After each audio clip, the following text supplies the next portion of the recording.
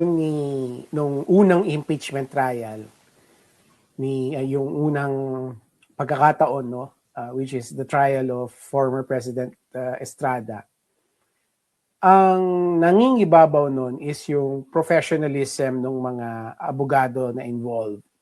Kasi I was there, no? I was there. I saw yung trial talaga, no, before nagkaroon ng abrupt end, no.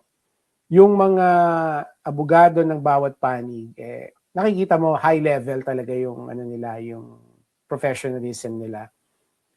And also, to a certain extent, yung mga senator judges at that time, subdued, no? They were very hesitant to participate. Siguro dahil natatakot sila dahil ang presiding officer at that time, si Chief Justice Davide, and also si Senate President Nene Pimentel, no? So mga towering legal luminaries. So siguro karamihan, I would say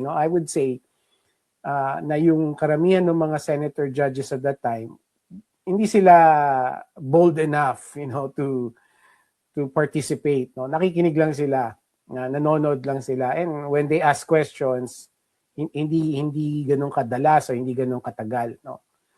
Kasi actually they police themselves, no? Kasi merong mga senator doon na sinasabi dapat hindi sila magsalita, that they should limit their airtime, no? So nung panahon na yon, mas malapit tayo doon sa constitutional design.